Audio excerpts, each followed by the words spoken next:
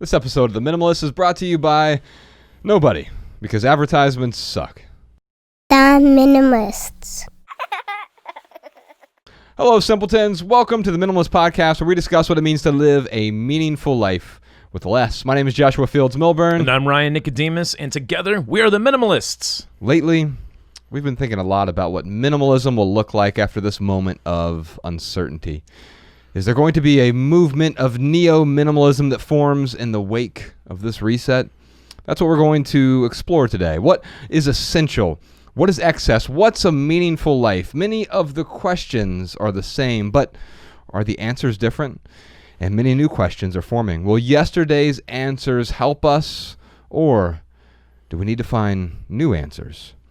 Ryan, I was listening to our friend Rob Bell, his podcast. He was talking about this moment as the great unmasking, which I thought was a great metaphor. Especially because we're all wearing masks right now. And many of us are. I know podcast Sean was just up in Montana, and he said it was basically business as usual. So it depends. It's very region specific right now, right? And so I wore a mask in here to get through the lobby and the elevators and the elevator in my apartment building. But I finished writing. This was just yesterday, actually. I finished writing in the morning, and actually I finished it by the afternoon, working on this new book, Love People Use Things, and the third draft is coming along beautifully, and I had a good, productive day. I felt great, and I walked out into my neighborhood. I was walking around, and it was like a week earlier, everything was boarded up, and there were protests and riots, but yesterday, everything was open, and there was a sense of normalcy, not back to normal, but places were packed. I mean, and some of them, they seem dangerously packed. And I'm wondering, like, the pendulums can swing too far, right? And that's what we need to be careful of. And so we're going to be asking a lot of questions today, obviously answering some questions as well. I think in many ways, this has been the most difficult year of our lifetimes, our collective lifetimes. Yeah, and it's only June. I know, right? Half the year isn't even over. Yeah. Now, for me, it's not the most difficult year of my life. 2019 was actually the most difficult year of my life. And I see 2020. I remember at the beginning of the year, a lot of people were using the sort of admittedly cheesy metaphor of 2020 vision. Oh, yeah. But did anyone see this coming? No. Did they see a virus sweeping the globe? Did they see a nation at unrest because of racism and protests and looting and riots, which we talked about a lot on last week's episode with TK Coleman, so we're not going to get back into that anymore. But I don't think we saw any of this coming, but we also saw the possibility. We've predicted it in films, and we know that things can always go off the rails at a moment's notice. And so we start asking the more essential questions again. I know for me, 2019 was the most difficult year, but 2020 in many ways has been a year of healing for me personally. And I'm wondering that once we get on the other side of this, is it a year of healing for us as a community, as a state, as a city, as a nation, as a world? And if so, did it take this sort of unmasking, or did it take exposing our wounds, so to speak, to allow us to begin to heal? And I'm noticing people asking a lot of these questions that you and I have really been grappling with over the last decade since we started The Minimalists. And I started with some of those questions at the top of this. What is essential? And so we're going to talk about that today. We've got some questions. Before we do, I want to just explain why this episode is coming out a day late. It's actually the first time we've ever done this, but we had an episode that was supposed to come out today that you and I just didn't feel good about. And I think this is a testament to how much our world has changed in just the last 10 days. 10 days ago, we recorded an episode with Dave Rubin, someone who I agree with 60 to 80% of the time about a lot of things. Some people call him left wing, some people call him right wing, some people call him center. I don't know what does he call himself? What does he identify as? He says he's a classical liberal. Classical liberal. Yeah, and so that can mean a bunch of things as well. Yeah. And so we had a really good conversation with him that went off the rails a few times, and in fact, I emailed him yesterday. He and I are supposed to talk on the phone later today, I believe. The conversation we recorded just felt so outmoded, so out of date, just 10 days later. Now, he said some things that you and I disagreed with him about, and we pushed back on. Yeah. Given the current circumstances, I wish we would have pushed back a little bit harder. Yeah. And so what I'd like to do, instead of publishing that episode, because I don't feel good about editing it, especially without his permission. Yeah, dude. I mean, we're not going to censor him. Right. Especially the irony of that is it's an episode about free speech. Right. So we recorded this episode about free speech, but we are postponing that. We're going to try to get him back in here to have a more evergreen conversation about free speech. Oh, so we're not going to publish that one at all. I mean, maybe at some point we could publish it on Patreon as an example of like failed conversations and the lessons that we learned. We'd have to, I think, add maybe even a commentary in between the questions and the discussion points. And I think we can do that. But you and I both talked about it, and we just didn't feel good enough to publish it as it was right now. Yeah. So I'm going to talk to Dave, see if we can get him back in here, or maybe we end up editing the episode and doing something with it, with his permission, obviously. But I just don't feel good about it the way that it is. So we're in here today talking about Neo-Minimalism, something that I think will be appropriate for today, but I think the questions we answer today will be appropriate for years to come, because these are questions that many of us are going to be dealing with again and again as we reach these new milestones in life and we start questioning what is essential. I think these questions are really important. It surprised me how, because 10 years of talking about minimalism, and I don't know why this surprised me. I kind of thought like we've covered it all, like we've pretty much covered it all. And then the pandemic happens, and I was just surprised that like, oh wow, like here's this old answer that is coming up for these new problems. So yeah, the neo-minimalism or the new minimalism, you could say, it certainly is going to address what we're going through right now with the pandemic and with debt.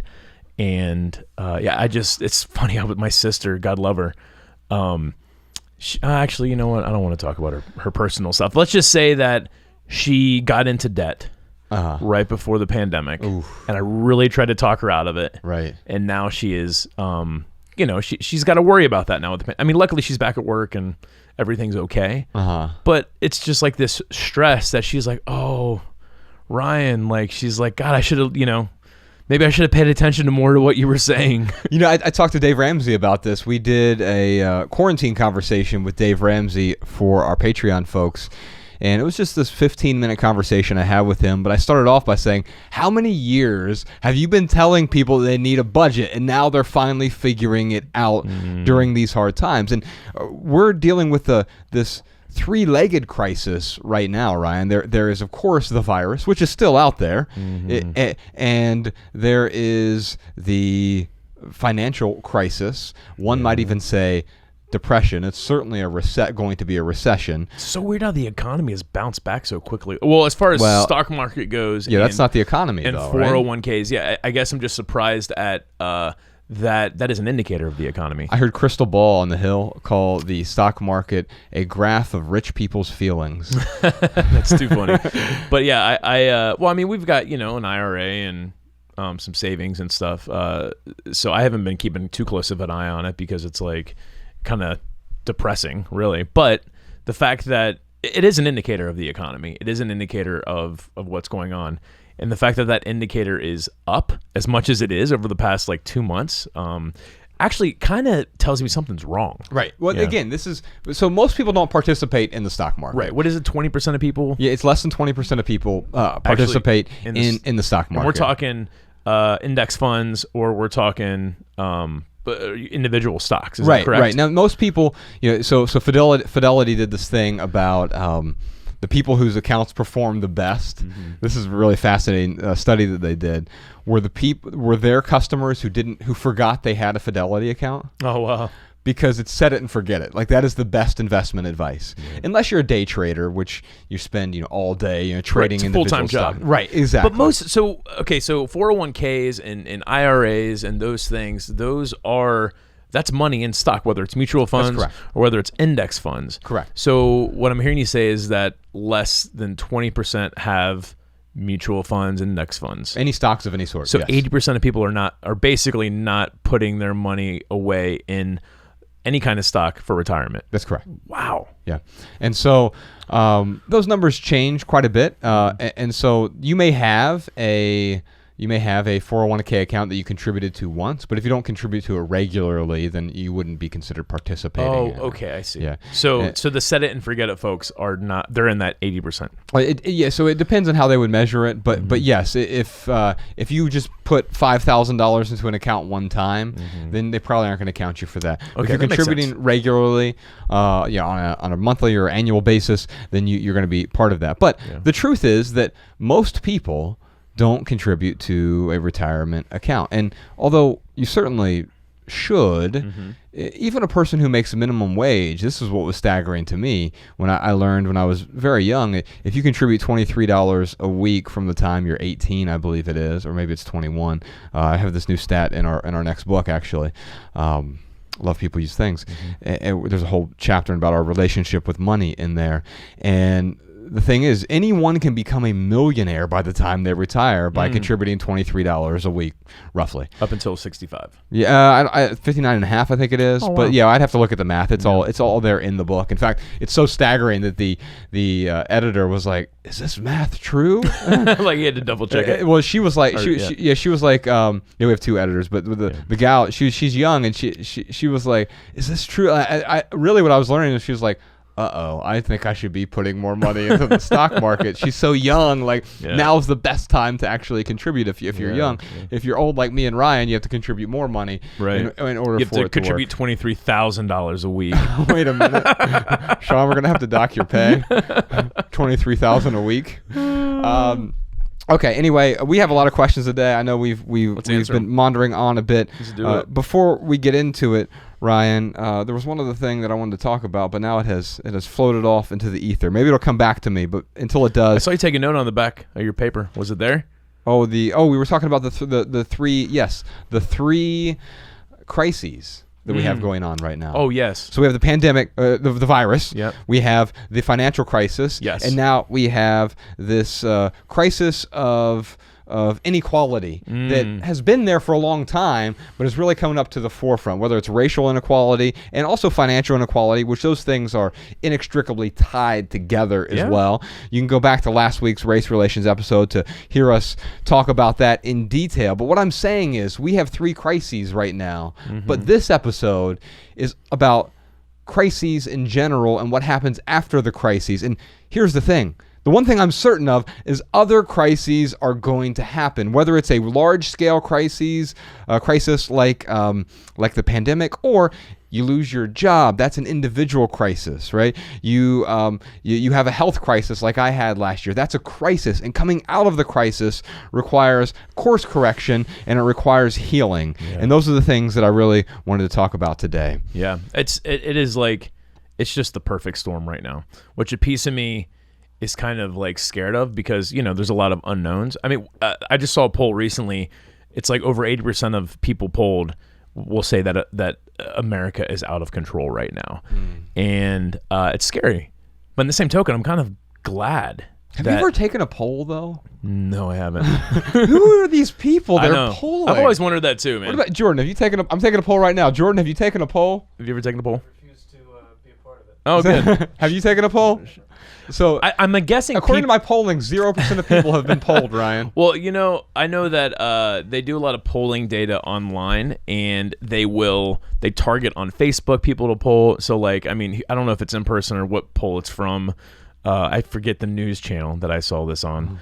But yeah, all this to say is that yes, I feel like we're a bit out of control right now. But I am grateful that this is going to lead to something better. I really do feel that. You know what's fascinating about that? I agree with you, we're out of control. But you and I also a decade ago recognized that we, meaning you and I, and also our society writ large, was out of control. Yeah. The sort of post-2008 the 2008 crash led to this post-2008 thinking, a sort of neo-minimalism at the time, or minimalism really blossoming online. And now, I think over the last decade, we face new problems. We have new distractions. Social media is this whole new thing. We're facing new decadence and luxury in ways that are unimaginable. And that's even for your average person. Yeah. The richest king in the world 50 years ago didn't have access to a smartphone. Or a flushable toilet. Well, 50 years ago, I hope they did. I thought they said 500 years ago. Yeah, but okay, 500 years ago, for sure. Yeah, and there were more issues. So many of these things that we take for granted are luxuries, and there's nothing wrong with a flushable toilet, right? No. I recommend having one. I have two. Oh, dude, you're such a fraud. I know, right?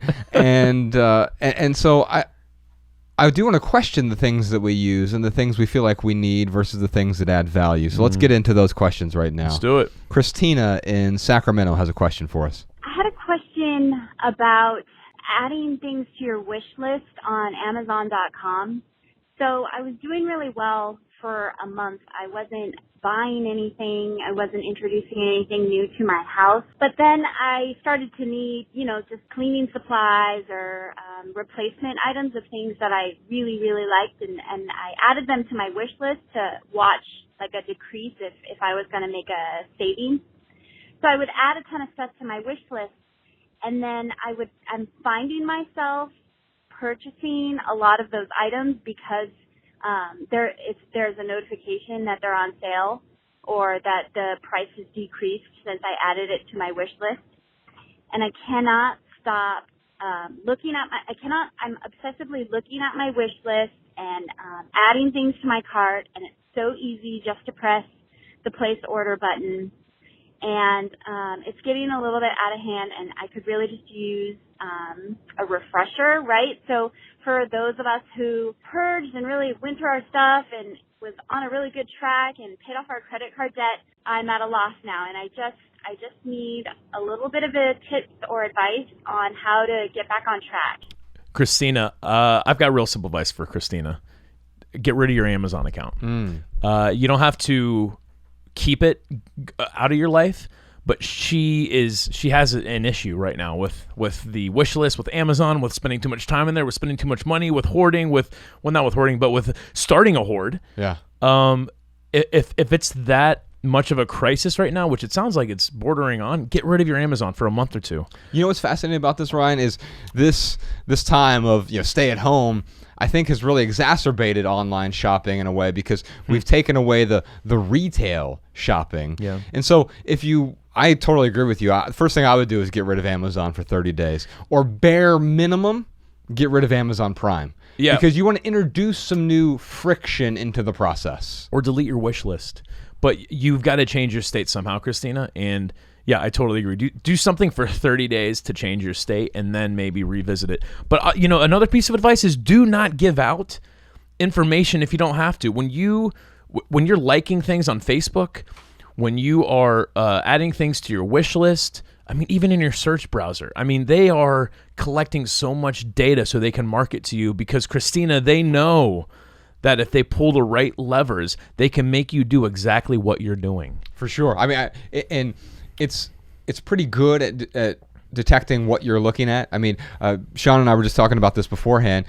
I was on LA Times looking up an article about I was on a different website looking at J. Crew going out of business. Like there are, or not, but I'm sorry, filing bankruptcy, not going out of business. Oh, wow. And then the next day I get an advertisement for like J. Crew jeans on LA Times because it populates in their sidebar or whatever. And so it's making connections not even to the things I'm looking at shopping about, but even to the things I'm reading about. Yeah. It's popping up. And so Ryan, you really hit the nail on the head here. If online shopping is your problem, you want to add some friction into the mix. I do this right now. So I don't buy cleaning supplies online because I think there's a lot of waste in the shipping of that. So I will intentionally add friction to the process. I spend more time. I'll go to a Target or somewhere else and buy the cleaning supplies I need. However, I also realize I need fewer cleaning supplies than we actually think, right? You need one sort of cleaning thing that will the thing that cleans your sink will also clean your toilet, will also clean your shower, will also clean your floors, honestly. And so, What do you use? Castle soap? no, I use Or like the cast style soap? No, the Meyer stuff. Although we had someone yeah. recommend the what is that? Dr. Bronner's on the politics episode recently with Kim Iverson. We had a caller call in about that. Yeah, you can wash your pants with that as well. And so I think one thing that covers everything makes the shopping simpler, but you don't want to make it easy. So it can be simple. You can reduce the number of things you buy, but you can also add friction into the process. I don't buy groceries that I have them delivered because I prefer to be very intentional about going out and buying only the things I need. And by the way, whenever I go to the store, I buy only the things that are on my list. If I forgot to put it on the list, I force myself to leave the store without it. I add some additional inconvenience into my life, not because I like inconvenience, because I hate impulse. Really what you're talking about is setting boundaries for yourself. And right now, Christina doesn't have many boundaries. So, Christina, whatever boundaries work for you, you got to implement those in your life. Yeah, I'm going to recommend one last thing. Since Ryan mentions boundaries, you need some rules for yourself. Now, Ryan and I have a minimalist rule book. It's called 16 Rules for Living with Less. You can download that for free from our website on the resources page, theminimalists.com/resources. Christina, I recommend you read that, and those rules are adjustable to your life, to your family, and to your preferences. And so you'll find that maybe the just-in-case rule or the just-for-when rule or the seasonality rule apply to you, or maybe you need to tweak them a little bit so they apply to your life. And also, Christina, since you are in Sacramento, we've got a tour stop coming up in Sacramento. TK Coleman's going to be with us there. We've got a bunch of tour stops coming up, actually. You can find them over at theminimalists.com/tour. Christina, I'd love to give you a couple tickets to our Sacramento event. If you head on over to that webpage, for anyone else who's listening to this, you can find the city nearest you. If you don't see your city, you can sign up for the email list there. We'll notify you when we are coming to a nearby city. Veronica in Salt Lake City has a question for us. How do you guys feel towards emergency items such as a 72-hour kit? And what other things do you have for emergency type situations? Now, Ryan, since we were just talking to Christina about the Minimalist Rule Book, I might as well mention a few more rules for Veronica here. So there are two rules in there in particular I think that will work really well, because I think we're asking this question differently now, right? She's asking about emergency items. Well, we actually have an emergency item rule. It's different from the just-in-case rule. It's different from the just-for-when rule. It is a separate rule for, like I have a first aid kit, right? That's an emergency item. When we lived in Montana, I had like a blanket in the trunk and a shovel and some bleach and several body bags. Just for when? Just for emergencies. Yes, there you go. And so we have an emergency item rule. But here's the thing, and I've had several people ask this question differently from how Veronica's asking it, but many people right now during a time like this where it feels like an emergency, and for many people it is a sort of pseudo-emergency, right? I haven't needed any new emergency items during this pandemic. I got rid of a couple emergency items moving from Montana to California. Right. Because, like you don't need a wool blanket, or a tire chains. I didn't even have a wool blanket. I had the emergency blankets. Yeah, tire chains. Exactly. And so I'm going to recommend that rule, but there's one other rule as well that has served me well. It's called the willing to walk rule. In my life, I set my life up, and by the way, I think everyone has this to a certain extent. I think just my threshold is lower. It's the willingness to walk away from anything. That could be the minimalist. It could be my marriage. It could be friendships. It could be any physical item for sure I'm willing to walk away from. The city in which I live, being willing to walk away means that I'm intentionally staying in the thing because it best serves me and I best serve it. And if we're not willing to walk away, then that means we are only willing to sort of placate. And that's not a place of contentment or joy. That's actually a recipe for misery. You stew in some real discontent, and so having a willingness to walk away. The rule in that rule book I think will help you out as well, because if you feel right now like you need to bring more emergency items into your life, I think you really want to question those things you have. And right now, I agree with you. I've actually walked away from more things during this time. I've donated a few more things during this time. We've even been encouraging people who are on our text message list to send us emojis of the most recent thing they've decluttered. And Ryan, people have gotten so creative. Yeah, of course, physical items. Someone will send us a emoji of an umbrella, or a lot of peaches have been decluttered. Apparently, Peaches and eggplants. Anyway, people have been, but also like smoking habits have been decluttered during this time. Cool. And so different habits people are decluttering. By the way, if you want to send us an emoji, it's just 937-202-4654. Those texts go to both of our phones. Yeah. The one thing I'll add here is, Veronica, you got to figure out what's appropriate for your life too, because living in California, for example, especially Los Angeles, we get a lot of earthquakes. So Mariah and I have talked about having like a generator to power things in case there's like a major disaster, especially after watching about the blackout, the documentary. Oh, I forget what it was called. Zero Dark 30. It is zero, though. It is 0 days. Zero hour, maybe? I think it's 0 days. Okay, 0 days. But after watching that, I'm like, oh, wow. Like, we actually do need to plan for an outage. Like, it's going to happen. And because with how fragile the grid is, especially living in LA with earthquakes, and there's a whole other things that documentary goes into. However, I don't have room for a generator. Right.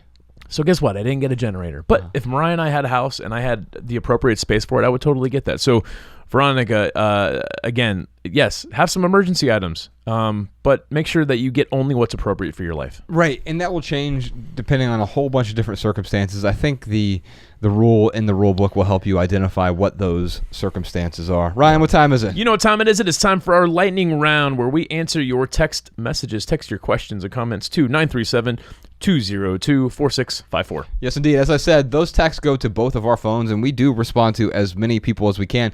Now, during the lightning round, this is where Ryan and I do our best to answer every question with just a short, shareable, less than 140 character response, and we put the text to these minimal maxims in the show notes so you can copy and share our pithy answers on social media if you like. And by the way, you can find all of our minimal maxims in one place now, minimalmaxims.com. We have a question from our old friend Mike Brewer. Mike Brewer, what a good dude. Has your definition of the word essential changed? Also, how have your perspectives on the word essential changed? I like that he made these as two separate questions, because my definition of essential hasn't changed. Right. I'll give you a pithy answer on that one, Mike. If it feels like too much, it's too much. Yeah. And that's basically my definition of essential. Now, in that minimalist rule book that we've talked about a couple times now, we have another rule in there. It's called the no junk rule. And Ryan and I do a really good job of delineating between essential items, non-essential items, and junk items. And so your second question, Mike, is how have your perspectives on the word essential changed? Well, really, what is essential to me really helps me live, right? But I think it's different from that which is non-essential, but increases or augments my experience of life. Yeah. Ryan and I, you and I are really for non-essentials, but we're not for junk. Yeah. And too many people conflate the non-essentials and the junk. So I know you've got something pithy for us. Yeah, for sure. Before I even read my pithy answer here, when I think about essential items, like that's what I take when I go camping. It's like just what I need. But at home, I'm not going to just live with only the things that I must have, with only the essential. And that's what my definition is. So yeah, my pithy answer is this. You'll survive living with what's essential, but you'll thrive living with what adds value.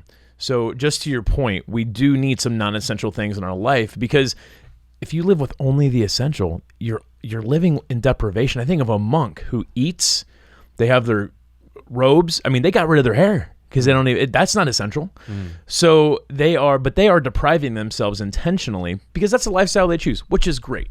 But that is not what we're advocating everyone do. We're advocating that people have in their life what adds value, what can truly help them thrive, not just survive. I just interviewed Erwin McManus for our next film, Less Is Now, and he had this great line. He said, I think too many people confuse minimalism with utilitarianism. Right.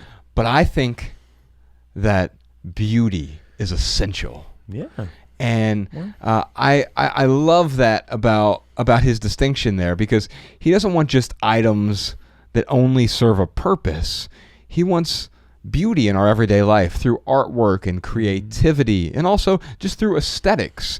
That is an essential part of life. The nature is beautiful, and I think that's essential. And I want to bring that into my living space, to workspace, whatever. I want to strip it down so that we have the essentials in the sense that when we get down to the essentials, it begins to expose the beauty. But I want to remove all the junk. I think that actually adds to the beauty as well. It's interesting, though. There's such a fine line that I think we do when we're thinking about what's essential and what's non-essential and what's junk. And I've seen this I've been watching Hoarders.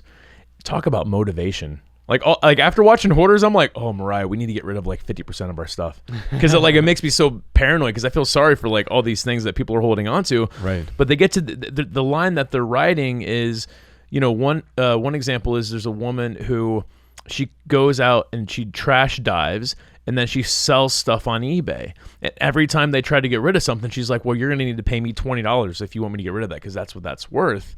And in her mind, all of this stuff is essential because it's worth money. So it's something that it's a slippery slope. Yeah. What our definition of essential is. Right. And so for us, we both recognize that what she's talking about is not essential because it's not necessary for her to live. She's conflating the non-essentials with the junk. Almost all of those things are junk. She's thinking it's something that's adding value to her life, the non-essentials that are value-adding. Or has potential to add value. Right. Yeah. Everything has the potential to add value. That's not good enough to hold on to it. Yeah. Ooh, that's something pithy. I don't know if you can clean that up and tweet it, Sean. But, right, before we get into our listener tips and our added value segment today, Ryan, you are going to love the added value today. I shared it with Sean yesterday, and man, I've just really been enjoying it. But anyway, before we get into that, we got a bunch more surprise questions this week, like what new home, workplace, and digital minimalism trends will we see in the near future? In times of isolation, do new parameters need to be set for what we hold on to? Is poverty the new minimalism? How do we maximize... Ooh, actually, that's a Freudian slip here. How do we minimize bad relationships? How do we maximize good relationships is what I would say. Yeah. How do we minimize bad relationships during a pandemic? Also, do the minimalists really want J. Crew and J.C. Penney to go out of business? There was some controversy around this on our last Maximal episode. Yeah. And so I want to talk more about that. The shorter answer is yes, but there's some nuance there. Plus, we got a million more questions about what minimalism might look like soon. And if you want to hear all that, check out this week's Maximal episode on the Minimalist Private Podcast. It's a completely separate weekly podcast, and it's just a couple bucks. And it's the most honest way for the minimalist to earn an income, because we don't believe in advertisements. You know, we think advertisements suck, so we make money only if you find value in and support what we create. Head on over to theminimalists.com/support to subscribe and get your personal link so that our private podcast plays in your favorite podcast app. Ryan, what else you got for us this week? Here are some voicemail comments and tips from our listeners. Check them out. This is Kathy from Illinois. I have a comment for Susan, who had a baby in the NICU. I have also had a child who was in the NICU, and she's now 20 years old. What I did was, I have two children. Each child got one apple box. Go to the grocery store, ask the produce manager for an apple box. It has a top and a lid, and you put what you want to keep in that apple box. Baby clothes. I have a quilt that was made by a dear friend. And as the years go by, you only get the one apple box per child. My children are now 22 and 20, and I've opened that box, and they've looked in there, and none of that means anything to either of them. But it means a lot to me. My name is Courtney, and I'm from Houston. I just recently started listening to your podcast, and they're really bringing a lot of value to my life and helping me realize how much of a consumer I am. I actually just got done listening to your consumerism podcast. And one tip that I had was I found Rocksbox. It's a subscription that kind of lets you rent jewelry, so it still satisfies my consumer need where I want to purchase the new and hip fashion, but I wear the jewelry for as long as I want, and then I send it back for someone else to use and get value out of, and it's only like $10 a month. So there's other subscriptions out there similar that I found are kind of awesome that you can rent your clothing and jewelry through. All right, y'all. For this week's added value, man, I tweeted this, Ryan. It's that feeling when you stumble into something special. That's what I felt when I happened upon Ken Yates's music last week. His new album, it's called Quiet Talkers, and it is a quiet masterpiece. He's a singer-songwriter, and it's weird. The music is both winsome and muscular. Like the songwriting is like really muscular and is very American, which is ironic because he's from London, Ontario, Canada. That's like America Part 2. Yeah, I mean, London especially. You and I have been there before. Yeah, we had a tour stop there, and it's very. London is like might as well be a city in Ohio, right? Right. But it feels very Midwestern. There is a city in Ohio called London. But like the London, Ontario feels very much like a like this Midwestern, medium-sized city in a way. Anyway, this album, Quiet Talkers, it's like the perfect drive music, like summertime drive through cornfields or the desert, or like it's quiet, but there's a song. In fact, I want to put a link to this video because the video itself is like it's a perfect song and a perfect video together, and they just complement each other so well. The song is called Two Wrongs. It's about how two wrongs make us right. And some of the lyrics from this thing, Ryan, I'll read you a few, where he says, I'm too shaky to lean on. I'm too tired to be strong. I'm too old to start again and too young to believe it. And that's good. Yeah, like I said, there's just this muscularity to it. The music is so... It's a fine example of the power of restraint and the beauty of concision. And he's a young guy with an old soul, and the lyrics and the music go together really, really well. So check out Kevin Yates's album, Quiet Talkers. It's almost like, Jeffrey Folkalt. It's like his music mixed with a little Paul Simon in a way, and then there's something else that's unnameable and utterly unique about his music. So definitely check it out. Ken Yates, Quiet Talkers is the new album. Check out the video. We'll put a link to it in the show notes as well for Two Wrongs. And real quick for right here, right now, here's one thing that's going on in the life of the minimalists. Ryan, we only do this once or twice a year. In fact, I don't think we did it at all last year, so it's probably been a year and a half since we've asked this.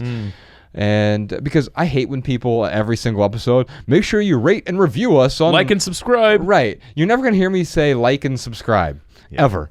And you're not going to hear us every episode saying, make sure you leave us a review on Apple Podcasts. I'm going to ask you one time. I'm going to ask you right now. My birthday's coming up. I'm going to be 39 this month on June 29th. You might as well be 50. So I'm thinking for my birthday, if you'd be willing... Now, most of you aren't going to. You're just going to skip past this part, and that's really unfortunate because it helps us spread this message of living with less. If you'd be willing, I would be very grateful. It's one of the best ways you can support this podcast, especially if you're not a Patreon supporter. One of the best ways you can support this podcast, if you were to go over to Apple Podcasts, even if you don't listen to this podcast on Apple Podcasts, go over there and leave us a review. Not just the stars, but write something up. What do you believe about the podcast? If you hate us, why have you been listening this long? That's fine. You can say you hate us on there. I'm not asking you for a 5-star review. You leave whatever review you want. But it would mean a lot to us because it helps us spread the message of living with less. So we ask this once or twice a year. If you'd like to give me a birthday gift this month, that'd be a great gift. Send me a tweet. Just let me know. I'm just at JFM that you did it, or you can tweet the Minimalist at the Minimalist. Yeah. We would really, or you can text really us and let us know. Oh yeah, text us if you don't have Twitter. A lot of you don't. I think it's 24% of Americans, and well, not just America, anywhere you are in the world, we'd really appreciate a review. But just text us 937-202-4654. Let us know. We're really grateful for those of you who have decided to leave us a review. Oh, I should also point out, Ryan. Actually, I'll talk about this on the Maximal episode. I've got some updates for Less Is Now, our next Netflix documentary, and our next book, Love People, Use Things. I've got some updates I want to share about both of those, but some of them are sort of secret updates I only want to share with the smaller audience. Eventually, everyone will know about it, so don't worry. Don't feel like you're being left out. Speaking of following, you can follow The Minimalists on Facebook, Twitter, and Instagram at The Minimalists. Come see one of our live podcast shows, theminimalists.com/tour to find a city near you. If you have a question, comment, or minimalism tip for our podcast, email a voice memo to podcast@theminimalists.com. Comment on this episode at youtube.com/theminimalists. If you want our show notes in your inbox, sign up for our email list over at theminimalists.com, and you'll also receive our simple Sunday emails whenever we send those out. And if you leave here today with just one message, we hope it's this: love people and use things, because the opposite never works. Thanks for listening, y'all. We'll see you next time. Every little thing you think that you need, every little thing you think that you need, every little thing that's just feeding your greed. Oh, I bet that you'd be fine without it.